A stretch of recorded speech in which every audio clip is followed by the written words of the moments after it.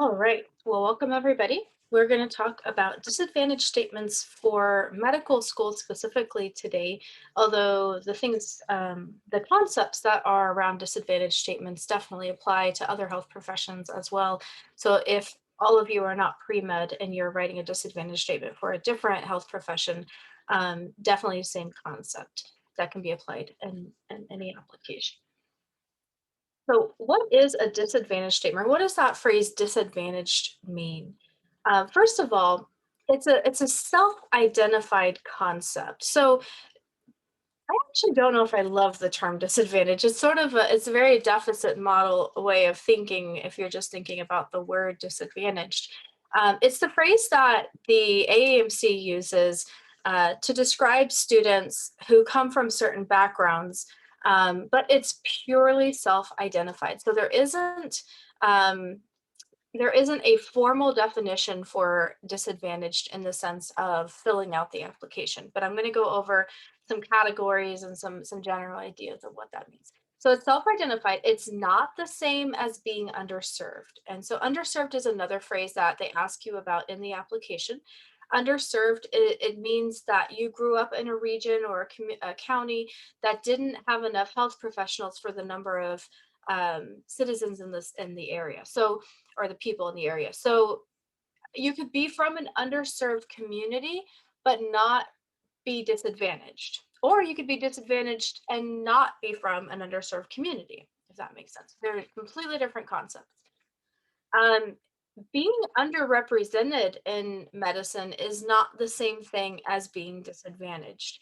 So, underrepresented, there are three groups that the AAMC identifies, has historically identified, and they're adding. I know that a lot of schools actually have created their own definition of what underrepresented means. But generally, the three main groups that the AAMC has recognized are Black African Americans, um, Latinx, Hispanic students, and Native American students. And those three groups have historically been underrepresented in medicine. That, again, is not the same thing as being disadvantaged, though. So you could be one of those three things, you could be all three of those three things. But today we're going to talk specifically about how to write a disadvantage statement if you identify that way. So a disadvantage is something that happened in your life or some circumstance that you were born into or you lived with in your life that might have reduced your access to resources or reaching your potential in some way, shape, or form, held you back. Not necessarily, I don't like using that phrase either. It doesn't necessarily hold you back, but didn't give you all the opportunities that you could have had that circumstance not been there. So what do I mean by that? Well, first, it's 1325 characters in AMCAS, and we are going to talk about what it was that happened. And this is not a personal statement. This is just what happened. What were the circumstances that surrounded that disadvantage?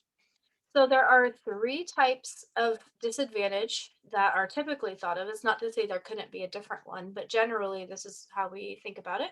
So academically would be that you went to a K through 12 education system that was sort of subpar. So to kind of quantify that or formalize that, what I mean is, let's say well, actually, I've seen circumstances where students were, they immigrated to America about mid-childhood or later in life, and they actually had long spans of time throughout their childhood where they didn't attend any formal education.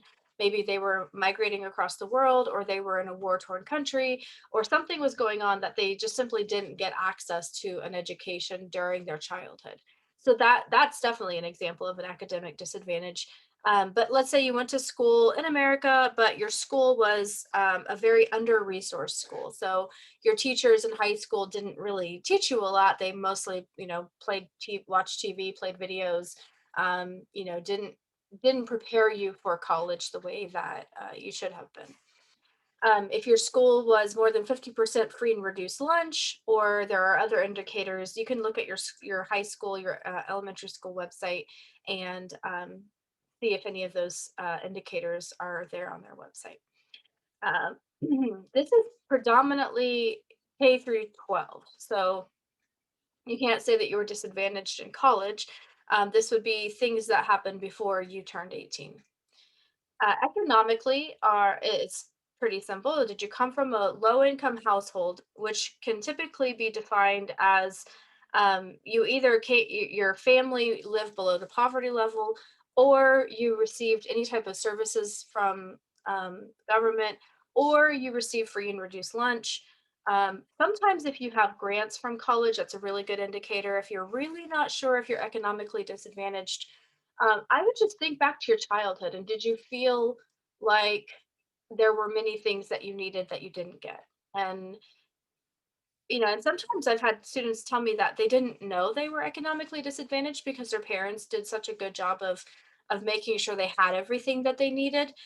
So you might have to think about it, or ask your parents if you really have no idea if money was a problem when you were growing up. Again, this is the bulk of your pre-18 years. So let's say hypothetically, your parents really struggled until age 15. And then at 16, your dad got an amazing job and everything was great after that.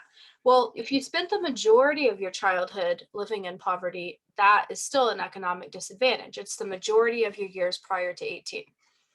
Um, and then an environmental disadvantage is a little bit more of a gray area, but it is, here are some examples. So let's say you grew up in a neighborhood that was dangerous and you couldn't go outside and play, or it was unsafe for you to walk home from school. So it was really inconvenient for your family. Um, let's say your parents were fine financially, but there was mental illness or some kind of substance abuse, or actually any kind of abuse in the household. If there was any abuse in the household, oftentimes that's a disadvantage. There are, I've read a lot of stories of students who experienced homelessness as children. Um, if you if you were abused on any level, that's definitely a disadvantage. Um,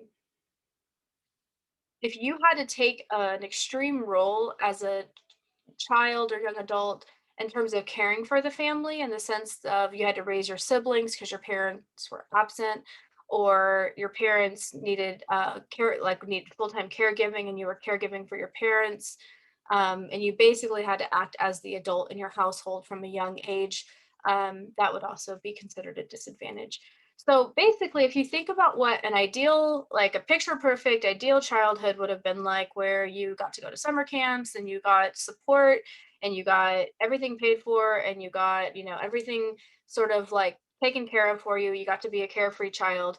If you had anything other than that, you can explore whether it was a disadvantage to you. Um, and you have to also consider what normal is by medical school standards.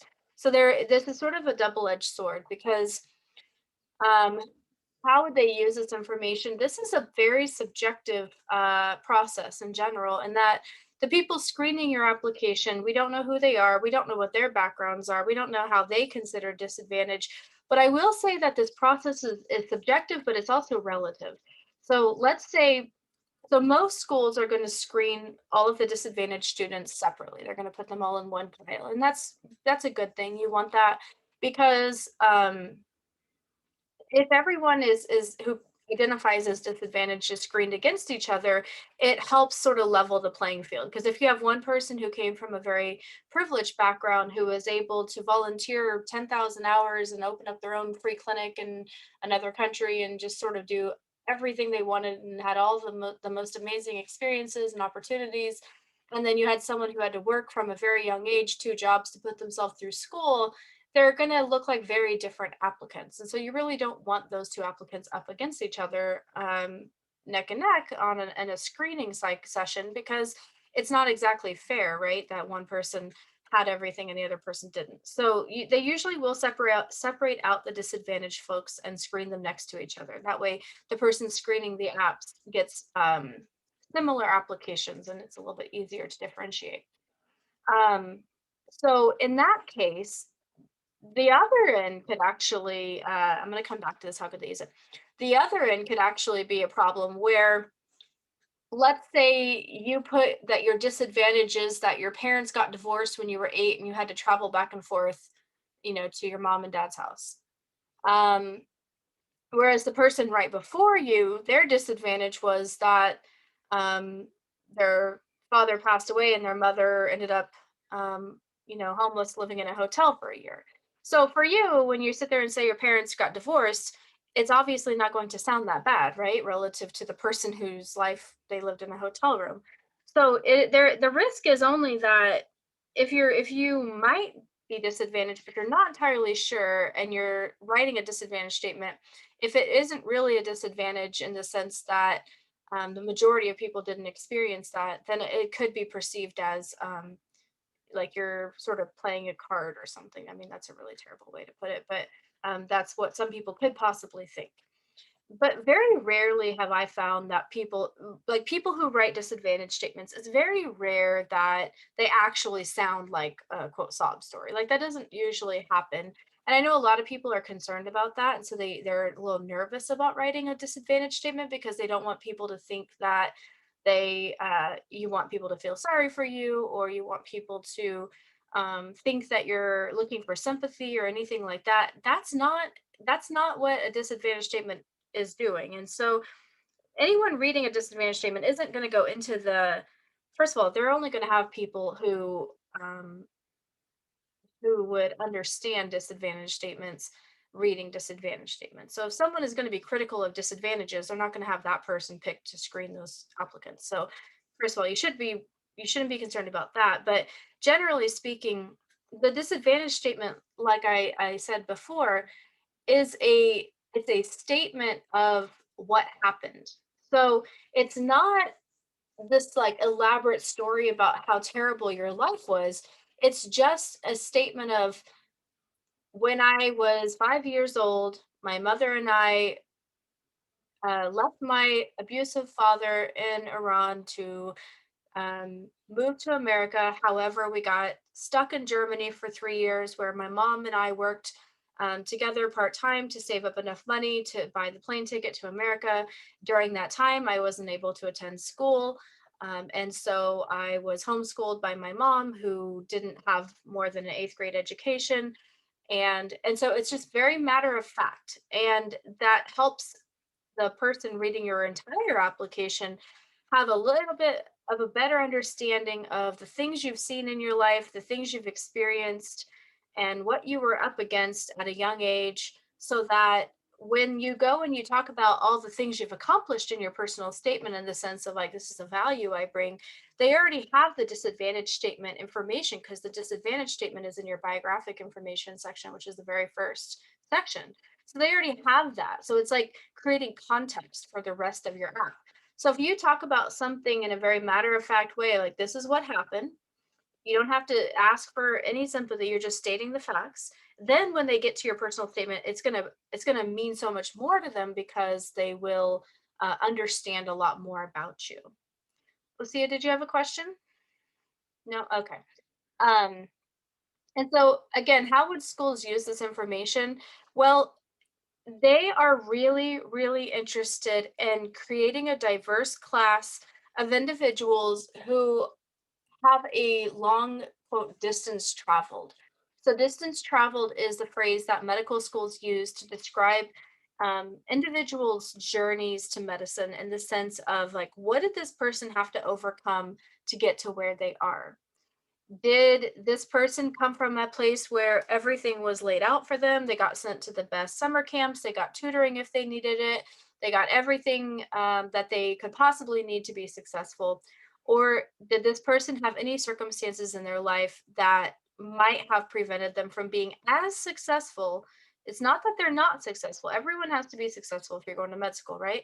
So it's just, were you was there anything that might have held you back? Like, if that wasn't the case, could you have done even better if you didn't have to work two jobs through high school or through college? So that it's just additional information for them to have, so that they understand your story and they understand the value that you bring to them. Because there are a lot of attributes and competencies that are tied with many of individuals' disadvantages. So, can anybody think of one of the competencies that is an easy one to detect if someone has a disadvantage statement?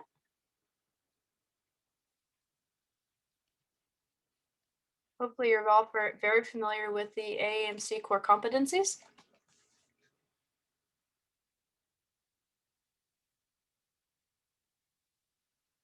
Does anybody know which resiliency? That's right. So I got a private message. Resiliency is definitely something that most people build up and they have a strong degree of resiliency when they experience struggle. Um, and so cultural competency, maybe if you, it depends on what your life circumstances were, but persistence, resiliency, capacity for improvement if you struggled. And, a lot of times people who come from disadvantaged backgrounds often have struggles in college because they didn't have all the resources and information that they needed in order to do as well as they could have. And so being able to adapt and learn and grow, usually that happens throughout college. That's also a really important competency to be able to develop learning strategies and just learn how to adapt to new environments. Yeah, so they're looking at all of this stuff and they're painting a picture of who you are and the value that you bring. And this is the chart, the holistic review chart that I talk about in other presentations, but I like to put it up here because I think that in the context of like a disadvantage statement, this is all value that people bring, right? Like, so I don't know how much of this you would want. I mean, none of this I would think would be a disadvantage. You would say any of this in the sense of this is what I bring to you. So if you come from a marginalized background, a community, for example, let's say you belong to the LGBTQ community. That's actually not a disadvantage. That's a huge asset that you bring to the medical schools, and that's something you would want to talk about. Now, let's say if your family kicked you out and made you go out on your own at age 17 because you announced that you were LGBTQ, well, that's a disadvantage. So it's more about the circumstances than your actual identity, if that makes sense. Any questions about that?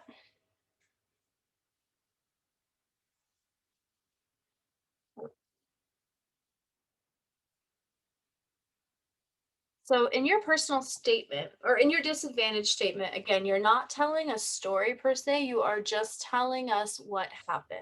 And in your personal statement, you are going to use stories as evidence for claims that you're making about yourself that tell the schools the value that you bring to medicine. And so personal statements should have stories in them. Disadvantage statements generally do not have stories in them. So that's the big difference.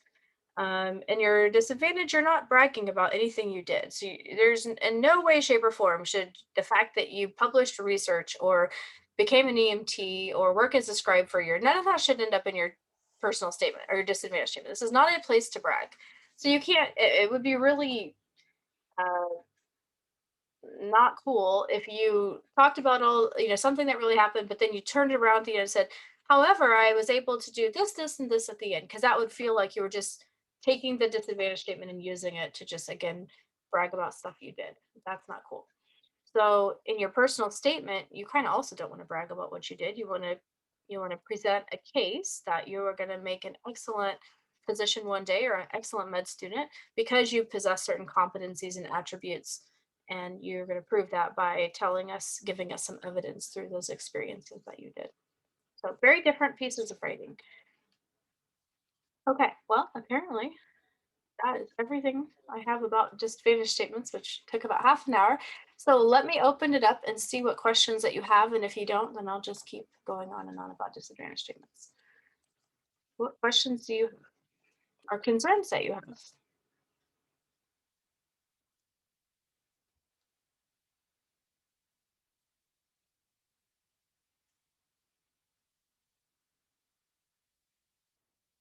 Nobody has any questions about how to write a disadvantage statement? Hi. Hi. So I guess I have a question.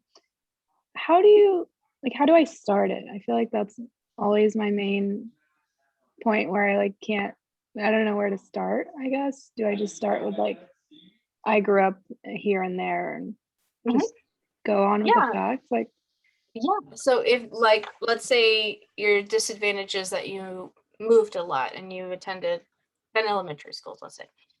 You could say growing up, I would maybe explain why that was the case. Um, Growing up, my mother had a hard time keeping jobs, and so we moved on average 4 to 5 times a year, which resulted in me attending different elementary schools. And then talk about how that affected you. Sometimes we had very stable housing, sometimes we were sleeping on friends' couches. Um, I had to always adapt to different environments. I had to make new friends over and over. Um, Try to be as specific as possible about the negative effects that that had on you at that time. Um, it's okay to be really detailed and sort of quantify things if you can about um like whatever the circumstances were, and then at the end you would just wrap it up and just sort of I've seen people do it two ways. They talk about how it positively affected them in the sense of like what they gained from that, even though it was a disadvantage. um Although during that time, it was very challenging for me to not have a stable childhood, not have a stable home. Now I'm able to adapt to new environments very easily. And so you can end it on that kind of positive note. Okay, thank you so much. I think that clarified a lot for me because I wasn't sure if I would just state facts or if I should input like how it affected me as well in there. That's helpful. And just another question, do you happen to have any like examples or should I like Google some examples? It just helps to read some, get my head Yeah, in and there. that's a good idea. And I should have had a couple of prepared. If you give me just a second, I probably can find one in like Thank you. um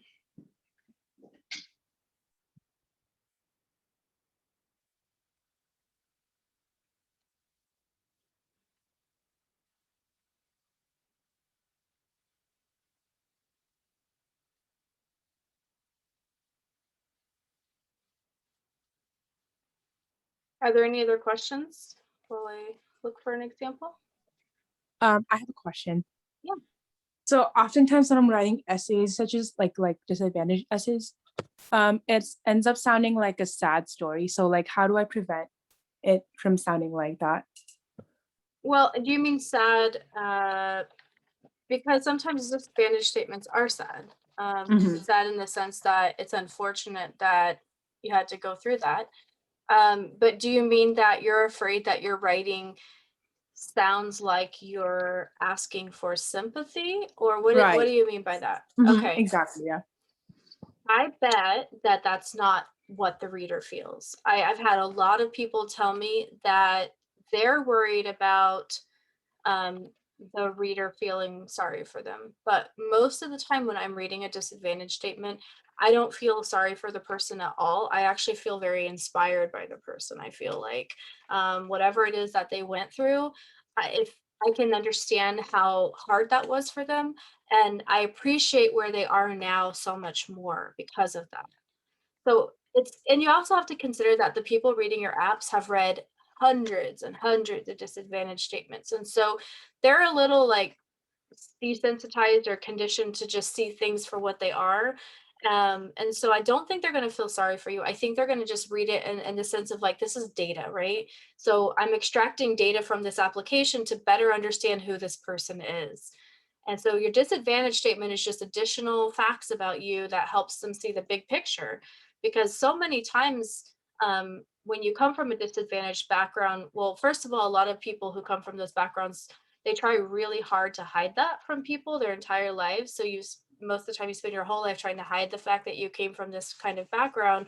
But for the first time, the med schools actually want you to like open up and showcase everything. And that's really, really hard for someone to do who has never done that before, who's never talked about the bad situations from their home. It's hard to talk bad about your parents. It's hard to talk, we're not talking bad about them, but it's hard to like, you feel like you're talking bad about them if you're not saying something very flattering about your family. And so um all I can say is that in a normal societal context, we don't say things like that out loud. But in the med school context, they not only expect it, they want it. It adds value to your application. It's very helpful for them. And it's very hard for an applicant to do that. It's kind of weird to do that, but I want to promise you that it's going to be really beneficial to you if you do open up and share those things about yourself. Okay, thank you. And I'm very new to UC Davis, so I was wondering if there's any resources where I can send in my um, Yeah. essays to like. Well, not send it in. So HPA, Health Professions Advising, there are 3 of us here today, Manisha, Karen, and I, and we have a team of people who help students with their personal statements, their whole application. And so what you want to do is if you're applying this spring, you actually want to start coming to drop-ins as soon as possible. And I would create a Google Doc and have all of your writing on that Google Doc, or create multiple Google Docs. And when you come to drop-ins, you'll just share your Google Doc with us in the link, and then we'll read it and go over it with you in the appointment. And then you can come as often as you need to, and we can touch base a lot of times. And most of our most successful applicants have, I mean, that's how they used us. They came to drop-ins like every single day and just got their writing looked at over and over and over. And we want that. Like, we really, really want, we want you to come and use us in that way, because I think that, well, we see the results of people who get the help versus people who show up at the very last minute and sort of like scramble and try to get it all together. When you start early and you get a lot of help over a long period of time, you tend to be a lot more successful. Okay, thank you.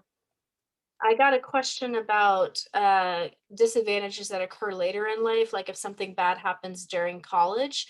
Um, I think that if it depends on what that bad thing is. I think I don't want to trigger anybody by going into too many specifics, but if you think that you had something significant happen to you during college that warrants writing a disadvantage statement about, I would actually just meet with an advisor and ask them if they think that that's a disadvantage. Generally, again, the idea of a disadvantage is historical. It's creating a historical context for the admissions committee. So generally, they're looking for things that happened before age 18.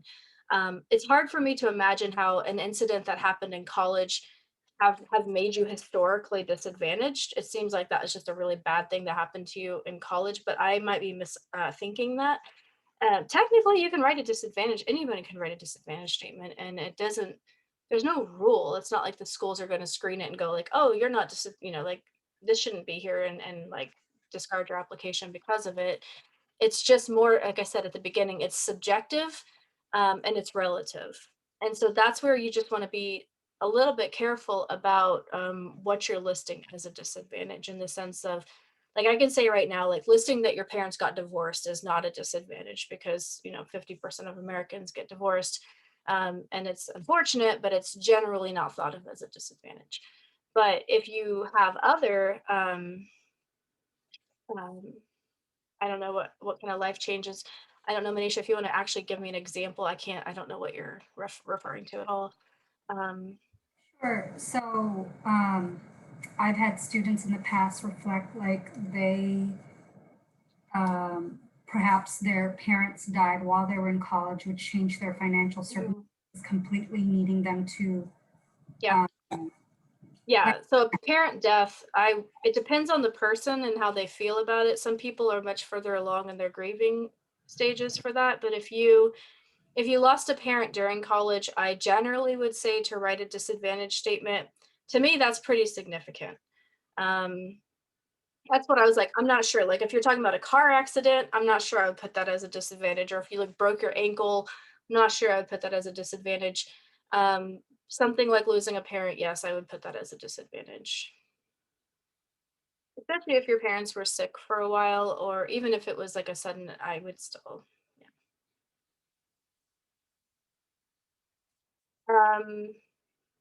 Other like kind of acts of violence that have occurred against people. I've seen people write about that. But again, I think the idea of a disadvantage is that the purpose of it originally is to create that historical context for who you are. So it's not just to sort of like drop in like this really bad thing happened to me one time, and that was really bad. It's sort of like, how did this whole thing impact you?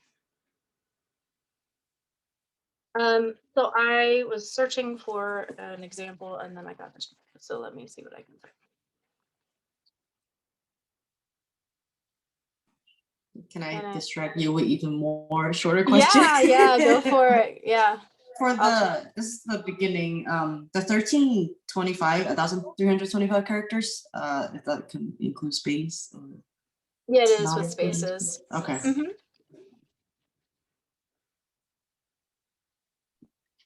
I just had a quick question about like, I guess if you're talking about like the disadvantages in your personal statement, like how would you differentiate with like what you would put in your personal statement versus like the disadvantage statement without sounding repetitive or if you- Yeah.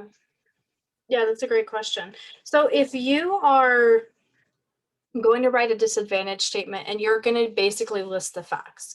I grew up with 7 people living in a 1-bedroom apartment. I started working at age 14 and supported myself. It's just facts, right?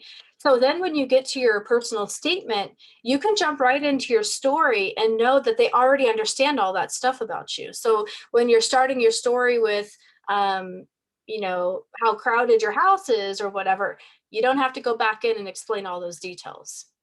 So it gives them the background information to better understand the things that you say. Even if you don't reference anything that you talked about in your personal or in your disadvantage statement, if you don't reference that in your personal statement, they still will see you through that lens. So if you're talking about, like, let's say you had to work 2 jobs from age 14 to support yourself and help pay for the family, then when they're reading the things that you did, they're understanding that, okay, you did this job because you were also like you were helping support a family while you were going to college and you were working. So let's say one of your stories from your personal statement was about working at a restaurant or working in a retail store. Well, it just helps them see things differently, right? It just helps them understand like why you were choosing to do that. Without you having to say that. You don't want to have to waste characters in your personal statement explaining the whole background as to why you made that decision. It just helps them understand you and sort of where you're coming from. Okay, that makes sense. Thank you. Yeah. And that's kind of the whole point of it, is just to create this context, because there are so many things about us that oftentimes, like I said, go unspoken, but that really have such a huge impact on our development as humans and the value that you bring to medicine because of the things you've seen and experienced in your own life. And that's, you know, if you're not quite there in terms of thinking about your disadvantage as value, I hope we can get you there over the course of the application, because it really is helpful for you to reflect on, although this was really not ideal to live this way or to have this thing happen in my childhood or to grow up this way. I bet you, if you think about it, you could trace um, things about you today, things that work really well for you. You can trace that back to that disadvantage. So a lot of times, people who struggled a lot as kids are very resourceful as adults. They are very like self-directed learners. They know how to find things. They don't need a lot of help. They can figure out how to do things on their own. They also often are a little bit more like resilient, so they don't get upset so easily. They don't, you know, they can bounce back really quickly because they've had, you know, maybe some more conflict in their life. So there are definitely things that you might not realize right now. Maybe when you get out into the workforce and you're working with other people and you can see the differences in people who come from privileged backgrounds versus disadvantaged backgrounds, you will really clearly start to see differences in the way that people work and the way they respond to conflict and the way that they persist when there's challenges. And I hope, if you feel like you might come from a disadvantaged background, I hope that you do all realize at some point that that is actually going to be very beneficial and an advantage for you at some point in your life. And that's what the med schools really like to see, is your interpretation of how these things from your past have manifested into who you are today and what's that value that you bring to the world. So beyond just being able to relate to patients who come from a similar background, that's obvious, but there are many other ways that you've probably developed as a human that makes you really you know, much better than a lot of other people in the ways that they're looking for you in terms of applicants. And the Does that things make that you mentioned in the essay is fair game for interview questions too, right? It is, yeah. So Okay. whatever you talk about in your application, whatever you write, you need to be ready to talk about. But I try not to be too afraid of that. So I've had people who in the very beginning of the application cycle will start talking about a thing that happened and, you know, lots of crying. But by talking about it a lot, and writing about it over the course of several months, it becomes much easier to talk about. And so you can try that out. You can pick someone close to you that you trust and tell them the story that you think you might want to tell and see if you can say it out loud. And if you can't say it out loud without crying, think about how bad that was. If it was really bad, you can't do that again, then don't write about it. And if it's something that you want to overcome, then practice telling the story more often, tell someone different.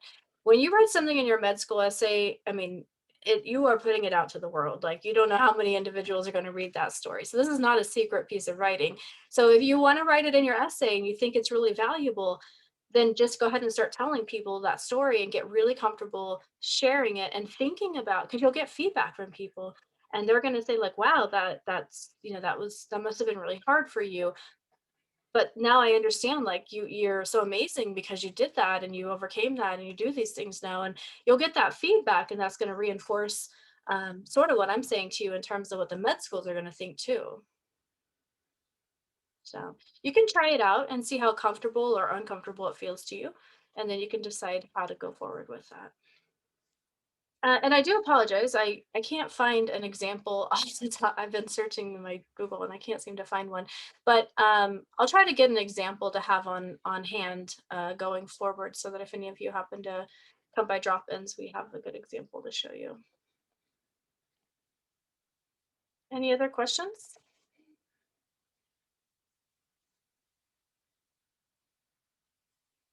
Thanks, Lena and Lucia, for turning your cameras on. It's so much nicer to see people's faces.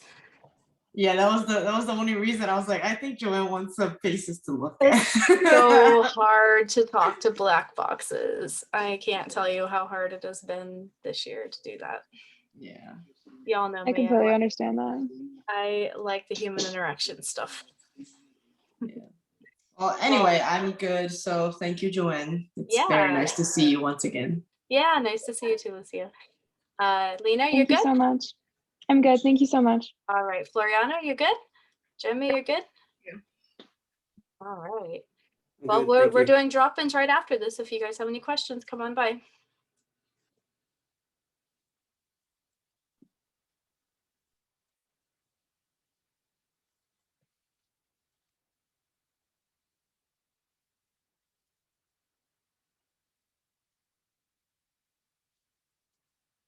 Hi, Paul.